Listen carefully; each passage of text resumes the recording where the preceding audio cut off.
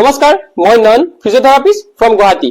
আজি আমি এই ভিডিঅ'টোত ফ্ৰজেন শোল্ডাৰ বা আমাৰ কান্ধত জাম হৈ যোৱাৰ ফলত হোৱা বিষৰ ওপৰত আলোচনা কৰিম। যদি তেনেকুৱা সমস্যাত আপোনালোকেও ভুগি আছে তেতিয়াহ'লে আজিৰ এই ভিডিঅ'টো একেবাৰে শেষলৈ চাওক, কাৰণ আজিৰ এই ভিডিঅ'টোত মই একেবাৰে সহজ আপোনালোকে ঘৰতে কৰিব পৰা কেইটামান এক্সাৰচাইজ দেখাই দিম, যিকেইটা কৰাৰ পিছত আপোনালোকে এই বিষৰ পৰা মুক্তি পাব পাৰিব। এতিয়া আমি চাওঁ হওক ফ্ৰজেন শোল্ডাৰৰ কাৰণে এক্সাৰচাইজবোৰ কেনেকুৱা ধৰণৰ হয়।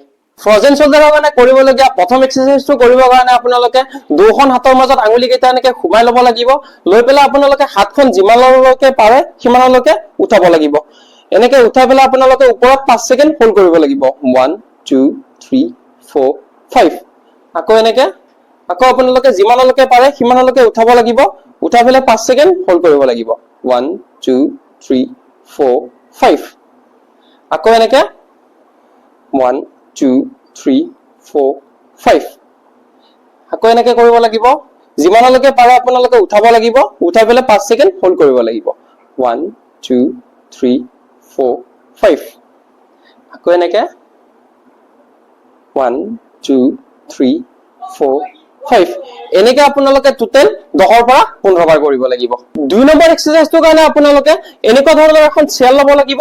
লৈ পেলাই আপোনালোকৰ যিখন হাতত বিষ আছে সেইখনত এনেকে তললৈ ওলমাই দিব লাগিব। দি পেলাই আপোনালোকে হাতখন এবাৰ আগৰ ফালে আৰু এবাৰ পিছৰ ফালে এনেকে নিব লাগিব। 1 2 3 4 5 6 7 8 9 10।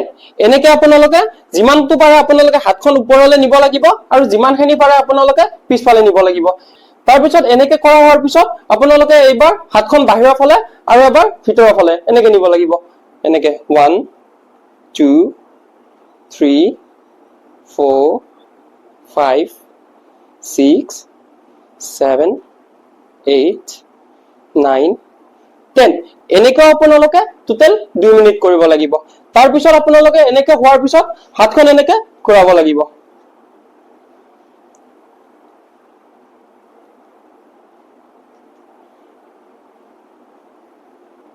এনেকে 10ৰ পৰা 15 বাৰ ঘূৰোৱাৰ পিছত এনেকে এবাৰ উল্টা ফালে ঘূৰাব লাগিব।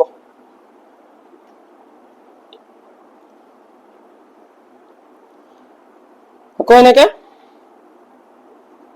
3 নম্বৰ এক্সাৰচাইজটো কৰিবৰ কাৰণে আপোনালোকৰ যিখন হাতত বিষ আছে সেইখন হাত আপোনালোকে অপজিট চাইডৰ শোল্ডাৰটোৰ ওপৰত থব লাগিব। থৈ পেলাই আপোনালোকে হাতখনেৰে এনেকে ভিতৰৰ ফালে নি 5 ছেকেণ্ড হোল্ড কৰিব লাগিব। 1 2 3 4 5। আকৌ এনেকে 1 2 3 4 5। আকৌ এনেকে 1 2 3 4 5। যদি আপোনালোকৰ এইফালৰ হাতখনতো বিষ আছে এইফালৰ হাতখনৰ কাৰণেও কৰিব পাৰে। এনেকে আপোনালোকে অপজিট চাইডৰ শোল্ডাৰটোৰ ওপৰত উঠাই দি পেলাই এইখন হাতেৰে এনেকে ঠেলিব লাগিব। ঠেলি পেলাই 5 ছেকেণ্ড হোল্ড কৰিব লাগিব। 1 2 3 4 5। আকৌ এনেকে 1 2 3 4 5। আকৌ এনেকে 1 2 3 4 5। এনেকে আপোনালোকে দুখন হাতৰ কাৰণে 10ৰ পৰা 15 বাৰ কৰিব লাগিব। ফ্ৰজেন শোল্ডাৰৰ কাৰণে কৰিবলগীয়া 4 নম্বৰ এক্সাৰচাইজটো হৈছে শোল্ডাৰৰ কাৰণে আইচোমেট্ৰিক এক্সাৰচাইজ। সেইটো কৰিবৰ কাৰণে আপোনালোকে এখন ৱালৰ চাইডত আহিব লাগিব। লৈ পেলাই আপোনালোকৰ হাতখন এনেকে লৈ পেলাই ৱালখনত এনেকে দিব লাগিব। দি পেলাই আপোনালোকে হাতখনেৰে ৱালখনত ঠেলিব লাগিব। ঠেলি আপোনালোকে 5 ছেকেণ্ড হোল্ড কৰিব লাগিব। 1 2 3 4 5। আকৌ এনেকে 1 2 3 4 5। আকৌ এনেকে 1 2 3 4 5। আকৌ এনেকে 1 2 3 4 5। এনেকে হোৱাৰ পিছত আপোনালোকে এনেকে চাইডৰ ফালে হ'ব লাগিব। চাইডৰ ফালে হৈ পেলাই আপোনালোকে যিটো মোচনত এনেকে খোজ কাঢ়ে হাতখন থৈ পেলাই এনেকে আপোনালোকে থব লাগিব ৱালত। থৈ পেলাই এনেকে মুঠি মাৰি পেলাই এনেকে আপোনালোকে ৱালখনৰ ফালে ঠেলিব লাগিব। ঠেলি 5 ছেকেণ্ড হোল্ড কৰিব লাগিব। 1 2 3 4 5। আকৌ এনেকে 1 2 3 4 5। আকৌ এনেকে 1 2 3 4 5। আকৌ এনেকে 1 2 3 4 5। আকৌ এনেকে 1 2 3 4 5।